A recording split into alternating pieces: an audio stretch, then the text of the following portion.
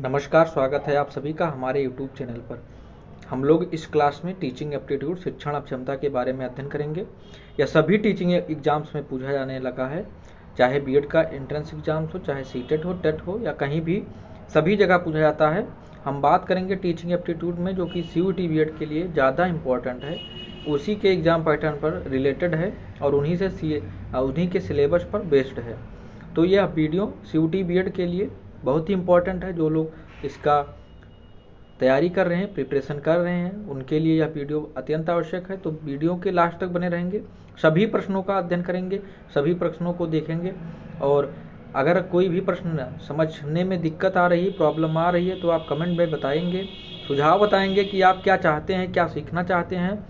अगर आप चैनल पर पहली बार आए हैं तो चैनल को सब्सक्राइब करेंगे और दूसरों को भी शेयर करेंगे, ताकि यहाँ से मिलने वाला जो नोटिफिकेशन है, जो यहाँ से मिलने वाले मटेरियल्स हैं, आपको मिलते रहें और दूसरे भी उससे लाभ प्राप्त करें। हम बात करेंगे आगे क्वेश्चंस के बारे में। चलते हैं, पहला क्वेश्चन आपके सामने आ चुका है, देखिएगा। बाईलिंगुअल क्लास रहने वाली है, तो हिंदी एंड इंग्लिश किसी को प्रॉब्लम नहीं होगी। पहला क्वेश्चन है, which one of the following qualities is most important for a teacher. एक शिक्षक के लिए निम्नलिखित में से कौन सा गुण सर्वाधिक महत्वपूर्ण माना जाएगा। Setting the example, providing endorsement, involvement in management, to direct निर्देशित करना या मिसाल कायम करना, अनुसमर्थन करना, प्रबंधन में भागीदारी या निर्देशित करना। कौन सा इसमें सही ऑप्शन हो जाएगा? तो इसका आंसर क्या हो जाएगा? Setting the example. अपने बिहेवियर के द्वारा, एक टीचर ऐसा होता है जो कि अपने बिहेवियर के द्वारा, क्योंकि जो टीचर को देखते कौन है? बच्चे, और बच्चे अनुकरण के द्वारा सीखते हैं। सबसे ज़्यादा बच्चे किसके द्वारा सीखते हैं? तो अनुकरण के द्वारा सीखते हैं। चाहे भाषा की बात हो, चाहे एटीट्यूड की बात हो, चाहे हम उनके बिहेवियर की बात करें, हम सीखने की बात करें, जिस प्रकार से बच्चे अपने आसपास के पड़ोस में या फिर अपने टीचर्स के बिहेवियर को देखेंगे, उसी प्रकार से बच्चे भी रिएक्ट करेंगे, उसी प्रकार से उनका रिएक्शन होता है, उनकी प्रतिक्रिया होती है। तो एक टीचर के रूप में आपको क्या करना है? सेटिंग द एग्जाम्पल, मतलब कि आपको एक मिसाल कायम करना है अपने एटीट्यूड को लेकर के, अपने नॉलेज को लेकर के, अपने सब कुछ के एक 360 डिग्री का एक पैटर्न बना लेना है, जिसमें आपके ओवर नॉलेज, मतलब कि आपके सब्जेक्ट नॉलेज बहुत ही इंपॉर्टेंट होनी चाहिए। एज अ टीचिंग आपको कम्युनिकेशन, आप संप्रेषण, मतलब जो मैं कहना चाहता हूँ एज अ टीचर, वो बात बच्चों तक पहुंच जाए, ये सारी बातें एक टीचर के अंदर होनी चाहिए। तो इसका पहला ऑप्शन कौन सा सही हो जाएगा? पहले प्रश्न का पहला ही ऑप्शन सही है, सेटिंग द एग्जाम्पल। आप क्या है? मिसाल कायम करना, इसका सही आंसर हो जाएगा। तो आगे बढ़ेंगे और देखेंगे अगला क्वेश्चन आपके सामने रहा, why should a student not be punished severely. मतलब कि एक छात्र को कड़ी सजा देनी या बार बार सजा नहीं देनी चाहिए। उसका कारण क्या है आपको बताना है कि ही सी में leave the institution and join another. वह संस्थान छोड़ दे सकता है और दूसरे संस्थान में शामिल हो सकता है। ही सी में क्वेरल विद द टीचर, मतलब कि शिक्षक के साथ, टीचर के साथ वो झगड़ा कर सकता है। पेरेंट्स ऑफ स्टूडेंट्स में कंप्लेन अबाउट द टीचर। छात्रों के माता पिता शिक्षक की शिकायत कर सकते हैं, इसलिए नहीं देना चाहिए। आपको प्रश्न समझ में आ रहा होगा। द स्टूडेंट में develop a negative attitude towards his her studies, teachers and institution. छात्र अपनी पढ़ाई, शिक्षकों और संस्थान के प्रति नकारात्मक रवैया विकसित कर सकता है। कौन सा ऑप्शन सही हो जाएगा? तो बिल्कुल सही बात है। अगर हम किसी छात्र को लगातार प्रताड़ित करेंगे, सजा देंगे, तो क्या होगा? वह जो सजा दे रहा है उसके प्रति, उस संस्थान के प्रति, उसके रुझान के प्रति, सभी के प्रति वह क्या हो जाएगा? एक तरह का नेगेटिव थॉट डेवलप कर लेगा। तो जिससे क्या होगा? बच्चा का जो एटीट्यूड हो जाएगा वो नेगेटिव हो जाएगा, वो कभी पॉजिटिव लेगा ही नहीं। मतलब कि उसको टीचिंग लर्निंग प्रोसेस से ही घृणा होने लगेगी, वो दूर भागेगा, वो सीखना ही नहीं चाहेगा। इसलिए उसको क्या करना चाहिए? सेवरली पनिश्ड नहीं करना चाहिए। तो लास्ट ऑप्शन इसका क्या हो जाएगा? सही हो जाएगा। हम आगे बढ़ेंगे और अगला क्वेश्चन देखेंगे, चौथा। Choose the best scenario of for inclusive education, मतलब समावेशी शिक्षा के लिए सर्वोत्तम परिदृश्य का चयन कीजिए। इसमें दिया हुआ है, आप देखेंगे, Kanika, a visual impaired child got admission in a regular school. एक कनिका बच्ची है जो कि विजुअल इम्पेयर्ड मतलब दृष्टिबाधित विद्यालय में जाकर के वो दृष्टिबाधित है और वह नियमित स्कूल में प्रवेश करता है। मतलब कनिका एक बच्ची है जो कि दृष्टिबाधित है और वह नियमित स्कूल में प्रवेश लेता है, यह बेस्ट एग्जाम्पल है।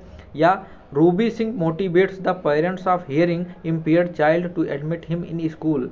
मतलब क्या, रूबी सिंह श्रवण बाधित बच्चों के माता पिता को विशेष रूप से उनके लिए बनाए गए स्कूल में प्रवेश करने के लिए प्रेरित करते हैं। मतलब कि रूबी सिंह सुन नहीं पाती हैं, सुनने में परेशानी है, तो उनको जहाँ पर श्रवण बाधित छात्र पढ़ते हैं उनके स्कूल में पढ़ने के लिए क्या करती हैं, प्रेरित करती हैं। या तीसरा कह रहा है Manu is neglecting the needs of children and teaching as per her wish. मतलब क्या हुआ, मनु एक है जो बच्चों की ज़रूरतों की उपेक्षा कर रही हैं, निग्लेक्ट कर रही हैं और उन्हें अपनी इच्छा के अनुसार पढ़ाते हैं।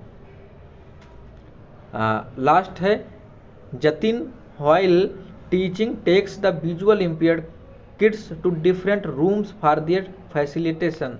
मतलब क्या हुआ कि जतिन एक टीचर हैं जो कि टीचिंग के लिए जो विजुअल इम्पेयर्ड चिल्ड्रन हैं उनको क्या करते हैं, दूसरे कमरे में ले जाते हैं जहाँ पर केवल और केवल दृष्टिबाधित छात्र पढ़ें। तो क्या हुआ, इसका चारों ऑप्शन में सबसे पहला ऑप्शन ही इसका सही आंसर है। क्यों?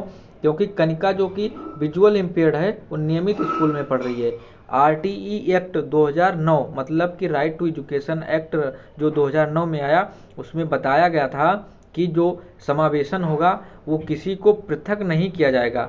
पृथक इन द सेंस मतलब कि हम जो विजुअल इम्पेयर्ड हैं या फिर ऑर्थोपेडी हैं, कोई भी हैं, उनको हम जनरल स्कूल में, सामान्य स्कूल में, हम रेगुलर स्कूल में पढ़ाएंगे सभी के साथ। उनमें भेदभाव का भाव ही ना उत्पन्न होने पाए। अगर भेदभाव का भाव उत्पन्न होगा तो क्या होगा, वो अपने को अलग थलग महसूस करेंगे और वो समाज से पिछड़े रह जाएंगे। तो इन चीज़ों को आरटीई एक्ट 2009 में बताया गया था। इसी बात को समर्थन पहले ही 1986 की जो शिक्षा नीति आई थी उसमें भी बताया गया था। तो हम आगे बढ़ेंगे और देखेंगे, अगला क्वेश्चन आपके सामने लाते हैं। Miss Anjali, a physics teacher in a secondary school, finds that few students commit mistakes in test after teaching the lesson. In this situation, what should Miss Anjali do? एक माध्यमिक विद्यालय में भौतिकी की शिक्षिका अंजलि ने पाया कि पाठ पढ़ाने के बाद कुछ छात्र परीक्षा में त्रुटियां करते हैं, गलतियां करते हैं। ऐसी स्थिति में अंजलि को क्या करना चाहिए? पनिश द स्टूडेंट्स, जो गलती कर रहे हैं उन छात्रों को दंडित करें। इग्नोर द सिचुएशन, परिस्थिति जो है गलती करने वाला का उसका ध्यान ही न दें। गिव रिमेडियल मीजर्स, मतलब क्या हुआ, उपचारात्मक उपाय उपलब्ध कराएं। कंप्लेन टू देयर पेरेंट्स, उनके माता पिता से शिकायत करें। तो इसमें बहुत ही आसान प्रश्न है, आप लोग भी समझ गए होंगे कि इसका तीसरा option is the right answer. Give remedial teacher मतलब जो भी है हम उपचारात्मक उपाय देंगे, जहाँ पर कमी आ रही है वहाँ पर उनको दूर करेंगे। उपचारात्मक उपाय कर मतलब क्या हुआ, रिमेडियल में हम दो चीज़ की बात करते हैं। एक पहला होता है कि हम समस्या जो है पहले उसको पहचानेंगे समस्या क्या है, और उसके आधार पर मतलब कि हुआ यहाँ पर हम प्रॉब्लम को दूर करते हैं, प्रॉब्लम, और उसके बाद में हम ट्रीटमेंट देते हैं, उपचार करते हैं, उपचार। तो प्रॉब्लम को हम पहचानेंगे, उसके बाद में हम उनका उपचार करेंगे। प्रॉब्लम कहाँ आ रही है उसके बाद उपचार करेंगे, तो ये हुआ उपचारात्मक शिक्षण। उपचारात्मक शिक्षण में दो बातें मुख्य निकल करके आती हैं, एक तो identification of the problem and दूसरा क्या है, गिव द रिमेडियल या फिर गिव ट्रीटमेंट। जो भी समस्या आ रही है उसको हम उपचार करें और पहले प्रॉब्लम का एरिया पहचानें, किस एरिया में प्रॉब्लम है। तो ये बातें आपको समझ में आनी चाहिए। हम आगे बढ़ेंगे, देखेंगे अगला प्रश्न क्या है। Which of the following is not a trait of a good teacher, एक अच्छे शिक्षक का निम्न में से कौन सा लक्षण नहीं है। Full command over the subject, विषय पर पूर्ण अधिकार। दूसरा है treating the intellectual ability of all students identically, सभी छात्रों की बौद्धिक क्षमता का समान व्यवहार करना। A lot of preparation and thinking in the subject before taking class, कक्षा में आने से पहले बहुत ही थिंकिंग करना, प्रिपरेशन करना, अपने सब्जेक्ट के बारे में सोच विचार करके आना। Effective communication and presentation skill, प्रभावी कम्युनिकेशन, संप्रेषण या संचार और प्रस्तुति कौशल, इनमें से कौन सा इसमें कह रहा है कि एक प्रभावी शिक्षक का गुण नहीं है। तो गुण में देखिए full command over the subject होना चाहिए, उसको अपने विषय पर पूर्ण अधिकार होना चाहिए, डीप नॉलेज होना चाहिए, तभी वो अधिक से अधिक बच्चों को समझा पाएगा, सिखा पाएगा। अगर उसको ही नॉलेज नहीं होगी तो सिखाएगा क्या। दूसरी बात, treating the intellectual ability of students identically, सभी छात्रों को उनको उनके बौद्धिक क्षमता के अनुसार जो है नहीं ट्रीट करना चाहिए, सभी छात्र अलग अलग हैं। तो इसलिए यहाँ पर दूसरा ऑप्शन इसका गलत हो जा रहा है, ये दूसरा ऑप्शन नहीं सही होगा। तीसरा ऑप्शन भी देखिए, a lot of preparation and thinking in the subject before taking class, मतलब क्या हुआ कि उसको एक टीचर है जो कि कक्षा लेने से पहले जो है बहुत सारी तैयारियां करता है, तो बहुत ही अच्छी बात होती है। आपको क्लास में आने से पहले खुद को पढ़ के आना होता है। अगर आप पढ़ के नहीं आएंगे तो बच्चों को समझाएंगे नहीं, आपको खुद थिंक करना है, समस्या ही कोई भी टॉपिक है उसको समझ करके आना है, तब बच्चों को समझाना है। और इफेक्टिव कम्युनिकेशन प्रेजेंटेशन स्किल ये भी इम्पॉर्टेंट होता है। तो अब इसके हिसाब से हम क्या कहेंगे कि इस क्वेश्चन का राइट आंसर क्या हो गया, तो इस क्वेश्चन का राइट आंसर क्या हो जाएगा, second option is the right answer, यही आपका इसमें सही है। हम आगे बढ़ेंगे और अगला प्रश्न देखेंगे। अगला प्रश्न आपके सामने रहा ये, which of the following skill do you consider most essential for a teacher, निम्न में से कौन सा एक शिक्षक के लिए आप सबसे उत्तम कौशल मानते हैं, मतलब कि उसको होना चाहिए। Ability to help the children, पाठ को अच्छी तरह से समझाने में, understand text thoroughly. Ability to help the children understand text thoroughly, मतलब कि बच्चे को समझाने में, बच्चे को अच्छी तरह समझाने में मदद करेंगे। Ability to help children to do all the exercise, सभी प्रकार के अभ्यास करने के लिए समझाएंगे, जो एक्सरसाइज दिए होते हैं बुक्स में या फिर पाठ पढ़ाने, लेसन पढ़ाने के बाद में, तो उसको समझाना। या फिर ability to raise possible action from the text, मतलब क्या हुआ कि जो टेक्स्ट्स हैं उनसे पॉसिबल रीजन्स, संभावित कार्यों को उठाने की क्षमता को डेवलप करना। या ability to help children from their own opinions on the text, मतलब क्या हुआ उनके विचार को बढ़ावा देने के लिए, उनको विचार बढ़ावा मिले, उनकी राय बनाने में हम क्या करेंगे, एक टीचर के रूप में मदद करेंगे।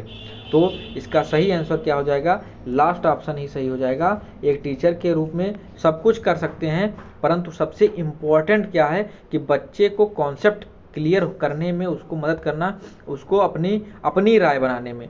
अगर बच्चा स्वयं से सीख रहा है तो खुद की अगर राय बनाएगा तो वह क्या होगा, सबसे इम्पॉर्टेंट होता है। बच्चे स्टूडेंट्स जो होते हैं वो किसी भी टॉपिक पर, किसी भी विषय पर अगर खुद से जजमेंट लेते हैं, खुद से विचार बनाते हैं, और उसमें हम क्या करेंगे, उनको मदद करना टीचर का एक सबसे इसेंशियल टीचर की जो है स्किल मानी जाती है।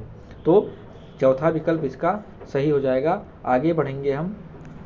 अगला प्रश्न है, teachers plays an important role in the teaching learning process as the dot of learning, सीखने के डॉट के रूप में शिक्षक शिक्षण सिखाने की प्रक्रिया में एक महत्वपूर्ण भूमिका निभाता है। कौन सा ऑप्शन सही हो जाएगा, फैसिलिटेटर, पार्टिसिपेंट, एडवाइजर या पार्टिसिपेनर। तो बात करें अगर टीचर एक टीचिंग लर्निंग प्रोसेस में, देखिए एक थे जॉन ड्यूवी, तो जॉन ड्यूवी ने टीचिंग लर्निंग प्रोसेस के लिए 3 चीज़ें बताई थी। पहला था उन्होंने बताया टीचर, उन्होंने टीचिंग को टाइपोलर बताया, और उन्होंने पहला बताया क्या, टीचर को बताया कि पहला इम्पोर्टेंट जो है वो क्या है, टीचर। दूसरी पर उन्होंने बात किया कि दूसरे पोल पर क्या होते हैं, स्टूडेंट होते हैं। समझ में आ रहा होगा, ये स्टूडेंट है, स्टूडेंट। और तीसरे पे उन्होंने बताया कि जो कंटेंट है या करिकुलम, कुछ भी लिख सकते हैं यहाँ, करिकुलम कर लीजिए, या फिर कंटेंट, कंटेंट मतलब विषय वस्तु या पाठ्यक्रम, और टीचर और स्टूडेंट। तो इनमें क्वेश्चन में क्या कह रहा है कि सीखने के क्रम में इस पे टीचर क्या क्या रोल होता है, तो इसमें टीचर का रोल क्या होता है, सुविधा प्रदाता का रोल होता है, फैसिलिटेटर का रोल होता है। सुविधा प्रदाता, सुविधा देने वाला होता है। टीचर क्या होता है, किसको सुविधा देता है, स्टूडेंट्स को सुविधा देता है, किसके थ्रू करिकुलम या फिर कंटेंट के थ्रू। तो टीचर लर्निंग प्रोसेस एक कंटिन्यूअस प्रोसेस है, चलती रहती है। टीचर इसमें सुविधादाता का रोल करता है, स्टूडेंट क्या होता है, सुविधाग्राही होता है, और करिकुलम क्या होता है, इंटरवेयरिंग होता है। इन दोनों के बीच में, किनके, टीचर एंड स्टूडेंट्स के बीच में क्या होता है, इंटरवेयरिंग होता है, जो कि आदान प्रदान होता है, इस तरफ से उस तरफ ट्रांसफ़र होता है। तो ये बातें आपको समझ में आ गई। इसका कॉन्सेप्ट जॉन डेवी ने दिया था। एडम ने टीचिंग को 2 ध्रुवीय माना है। अगला क्वेश्चन है why is teacher training necessary. Teacher training क्यों जरूरी है, क्यों आवश्यक है, बताना है। Understand methods of school organisation, विद्यालय संगठन के मेथड्स सिद्धांतों को जानने के लिए, समझने के लिए। इंक्रीज टीचिंग स्किल्स, शिक्षण कौशल बढ़ाने के लिए। या फिर अपग्रेड नॉलेज ऑफ कंटेंट, सामग्री का ज्ञान अपग्रेड करने के लिए। या क्या हुआ, अपग्रेड का मतलब क्या होता है कि नया अर्जन करने के लिए। तो कौन सा इसका ऑप्शन सही हो जाएगा, ऊपर के सभी। तो बिल्कुल ऊपर के जितने भी तीनों ऑप्शन दिए हुए हैं, तीनों ऑप्शन इसके राइट आंसर हैं। तीनों इसमें क्या होता है, टीचर ट्रेनिंग का नेसेसरी एम है। उसमें विद्यालय के संगठन बताए जाते हैं, शिक्षण कौशल के लिए माइक्रो टीचिंग एंड लर्निंग कर दी जाती है, फाइनल टीचिंग होती है, सामग्री ज्ञान के लिए आपके विषय के ज्ञान की भी टेस्टिंग होती है, उसको भी बताया जाता है। तो टीचर ट्रेनिंग प्रोग्राम में ऑल राउंड टीचर के व्यक्तित्व को बदल दिया जाता है, इसलिए ऑल ऑफ द एबव इसका ट्रू आंसर है, सही आंसर है। अगला क्वेश्चन आपके सामने आ गया है, which of the following is not one of the normal behaviours of a teacher in class that falls under excellence variations. निम्न में से कौन सा एक कक्षा में एक शिक्षक का सामान्य व्यवहार नहीं है जो उत्कृष्टता विविधताओं के अंतर्गत आता है। जो कि नॉर्मल सामान्य व्यवहार नहीं है, जो कि मतलब कि उसके टीचिंग के दौरान कक्षा में जो हो वो दिखाई पड़े, ऐसा कोई व्यवहार ना हो, उसको बताना है। चेंज इन मेंटल बिहेवियर, मानसिक व्यवहार में परिवर्तन। तो ये पहला क्वेश्चन देखिए, पहला ही ऑप्शन इसका आपको लग गया होगा। टीचर गेस्चर मतलब कि क्या हुआ, फेशियल एक्सप्रेशन जो हम कर रहे हैं थ्रू, जैसे कि आप कोई टीचिंग कर रहे हैं, एक्सक्लामेटरी वर्ड आ गया आहा, तो आपका फेशियल एक्सप्रेशन भी बदल जाता है। या फिर ओ ऐसा हो गया, वो बारिश हो रही थी, तो ये सारे जो फेशियल एक्सप्रेशन हैं वो क्या होते हैं, शिक्षक का इसको कहते हैं स्टिमुलस वेरिएशंस कहते हैं। या फिर टीचर्स का गेस्चर जो होता है बदलना। स्पीच पैटर्न चेंज, भाषण का परिवर्तन चेंज करना, ऊपर नीचे की आवाज़ में कहीं बात करना, तो ये भी शिक्षक करता है कक्षा रूम में। और चेंज ऑफ पोस्चर, आसन का परिवर्तन मतलब इधर से उधर चलना। जब हम पढ़ाते हैं एक टीचिंग रूम में या फिर तो देखते होंगे टीचर जो है वो ऐसे यहाँ पर अगर खड़ा होता है तो पढ़ाते पढ़ाते इधर जाएगा, सामने भी आएगा। तो ये सारी चीज़ें क्लासरूम में की जाती हैं जो कि प्रदर्शित होती हैं, दिखाई देती हैं, but change in mental behaviour हमको नहीं पता चलता है। मानसिक व्यवहार बदलना जो कि है वो कक्षा परिस्थिति में शिक्षक का सामान्य व्यवहार नहीं है। तो ऑप्शन का जो पहला आंसर है यही सही हो गया। बाकी सारे ऑप्शन में आंसर में एक सामान्य व्यवहार के अंतर्गत आते हैं, तो आपको समझ में आ गया होगा। अगला क्वेश्चन देखेंगे हम अब आगे। इसके बाद में अगला क्वेश्चन क्या कह रहा है, leading a group means creating environment in which आप all member can contribute according to their abilities, this is known as. ये किसके रूप में जाना जाता है कि समूह का नेतृत्व करने का अर्थ है ऐसा वातावरण बनाना, ऐसा इन्वायरमेंट बनाना जिससे सभी सदस्य अपनी क्षमताओं के अनुसार योगदान दे सकें। यह जो है एबिलिटी क्या कहलाती है। कम्युनिकेशन स्किल, कम्युनिकेशन स्किल क्या होता है, अपने विचारों का आदान प्रदान करना। हम कोई बात कह रहे हैं इस पॉइंट व्यू से, इधर पॉइंट व्यू है, ये आदान प्रदान हो जाए, मतलब कि ये जो भेजना चाहता है वो इसको रिसीव हो जाए और इसका जो है बाद में रिस्पांस भी पहुंच जाए। इसको पूरी प्रक्रिया कहते हैं कम्युनिकेशन की। कम्युनिकेशन में 2 चीज़ें होती हैं, कोडिंग डिकोडिंग, मतलब कि ये यहाँ से करे तो ये कोड भी कर पाए उसके मैसेज को, उसके जो बताना चाहता है उसको। दूसरा है कोलैबोरेटिव स्किल, सहयोगी कौशल, जो कि क्या होता है एक ग्रुप सिचुएशन में, जैसे ये ग्रुप में है, ये सारे मेंबर्स हो गए, तो अपनी एबिलिटी के अनुसार उस ग्रुप में अपने अपने एबिलिटी के अनुसार कार्य कर रहे हैं, वर्क कर रहे हैं, इसको कहते हैं कोलैबोरेटिव स्किल, और सभी को सहयोग प्रदान कर रहे हैं। क्रिएटिंग थिंकिंग स्किल क्या होता है, आउट ऑफ द बॉक्स सोचना। आउट ऑफ द बॉक्स मतलब कुछ हटके सोचना, कुछ नया सोचना, कुछ मौलिक सोचना, अपना स्वयं का सोचना। जैसे कि कोई एक परंपरा चल रही है उससे हट करके हम सोच रहे हैं, कुछ अपना नया कर रहे हैं, ये होता है क्रिएटिंग थिंकिंग में क्या होता है, हम डिडक्टिव थिंकिंग की बात करते हैं, मतलब चारों दिशा में सोचते हैं। किसमें, चारों दिशा में सोचते हैं। सब कुछ जितने भी थॉट्स आते हैं आने दो, सभी का वेलकम ऑफ थॉट्स, सभी थॉट्स को हम अपने अंदर लेते हैं और उसके बाद में उन पर क्या करते हैं, वर्क करते हैं। और डिसीजन मेकिंग स्किल, ये दोनों डिसीजन मेकिंग स्किल और क्रिएटिंग थिंकिंग दोनों क्या है, आपस में जुड़े हुए हैं। जितनी आपकी क्रिएटिंग थिंकिंग बेहतर होगी उतनी ही डिसीजन मेकिंग क्षमता भी बेहतर होती है। इसका आंसर क्या हुआ, तो पहले ही मैंने आपको थोड़ा सा हिंट दिया था, क्या हो जाएगा, ग्रुप सिचुएशन की बात की रही है और वो कैसा कह रहा है ग्रुप सिचुएशन में अपनी क्षमताओं के अनुसार, तो इसके लिए क्या हो जाएगा, सहयोगी कौशल इसका आंसर हो जाएगा। क्रिएटिव जो है कोलैबोरेटिव स्किल इसका सही आंसर है। तो आशा करता हूं कि आपको ये क्लास अच्छा लगा होगा, आपको सीखने को मिला होगा। यही पेपर पैटर्न रहने वाला है, बहुत ही थ्योरी बेस्ड क्वेश्चन नहीं पूछे जाते हैं, ऐसे ही नॉर्मल क्वेश्चन पूछे जाएंगे। तो हम अब टीचिंग एप्टीट्यूड की रेगुलर क्लासेस की जाएंगी, आपको ग्रुप में सूचना पहुंचती रहेगी। ग्रुप में ज्वाइन हो जाइए, डिस्क्रिप्शन में लिंक है, और अभी चैनल को सब्सक्राइब कर लीजिए और इसको शेयर करिए वीडियो को। जितने से ज़्यादा लोग जुड़ेंगे उतनी ज़्यादा हमको क्या होता है, हेल्दी कंपटीशन मिलता है, ताकि हम शेयर करेंगे, क्विज वगैरह होंगे वहाँ ग्रुप टेलीग्राम पे, तो आप लोग जानेंगे जितने लोग रहेंगे कि रैंक कितनी आ रही है। तो मिलते हैं अगली वीडियो में, नमस्कार।